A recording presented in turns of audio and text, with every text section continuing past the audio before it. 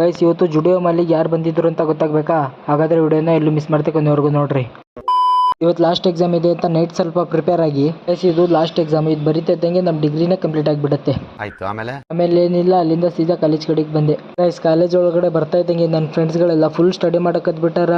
ಈ ತರದಲ್ಲ ಇದಾರೆ ಜನ. ಈ ಕಡೆ ಬಂದು ನೋಡಿದ್ರೆ ನನ್ನ ಫ್ರೆಂಡ್ಸ್ ಗಳೆಲ್ಲ ಫೋನಲ್ಲೇ ಓದಕ್ ಕುಂತಾರೆ. ಫ್ರೆಂಡ್ಶಿಪ್ ಸ್ನೇಹ ನಾನೇನಯ್ಯ ತಪ್ಪು ಮಾಡ್ದೆ? ನಾನು ಎಲ್ಲಿ ತಪ್ಪು ಮಾಡ್ದೆ? ಅಷ್ಟರಲ್ಲಿ ಎಕ್ಸಾಮ್ ಬರೆಯಕ್ಕೆ ಟೈಮ್ ಆಯಿತು ಅಂತ ನಾನು ನನ್ನ ಫ್ರೆಂಡ್ಸ್ ಎಲ್ಲ ಒಳಗಡೆ ಹೋದ್ವಿ. ಈ ಎಕ್ಸಾಮ್ ಮುಗಿದ ತಕ್ಷಣ ಎಲ್ಲರೂ ಮನೆಗೆ ಹೋಗಕ್ಕೆ ರೆಡಿ ಆದ್ರೆ ಇವರು ಫೋಟೋ ಮತ್ತೆ ವಿಡಿಯೋನ ತೆಗ್ಸಕ್ಕೆ ರೆಡಿ ಆಗ್ತಿದ್ದಾರೆ. ಇವರಿಗೆ ಚಾಯ್ ಚಾಯ್ ಅಂತ ಕೂಗ್ರಿ ಅಂದ್ರೆ ಏನಂತ ಕೂಗ್ತಿದಾರೆ ನೋಡ್ರಿ.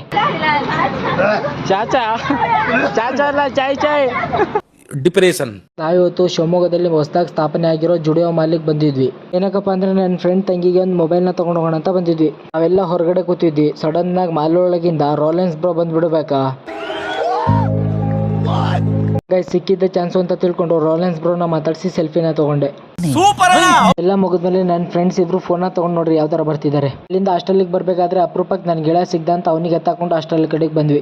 ಬರ್ತಾ ಇದ್ದಂಗೆ ಬೆಳಗ್ಗೆಯಿಂದ ತುಂಬಾ ಹೊಟ್ಟೆ ಹಸಿತಿತ್ತು. ಅದರಲ್ಲೂ ಎಕ್ಸಾಮ್ ಬೆಲೆ ಮುಗಿತಲ್ಲ, ಅದಕ್ಕೆ ಎಗ್ ರೈಸ್ ಜೊತೆ ಕಬಾಬ್ ತಿಂದೆ. ಇವತ್ತಿನ ಕಥೆನ ಇಲ್ಲಿಗೆ ಮುಗಿಸ್ತಾ ಮತ್ತೆ ಸಿಗುವ ಮುಂದಿನ ವಿಡಿಯೋದಲ್ಲಿ ಅಂತ ಹೇಳ್ತಾ, ಯಾರ್ಯಾರು ನನ್ನ ಅಕೌಂಟ್ನ ಫಾಲೋ ಮಾಡಿಲ್ಲ ಬೇಗ ಫಾಲೋ ಮಾಡ್ಕೊಳ್ಳಿ.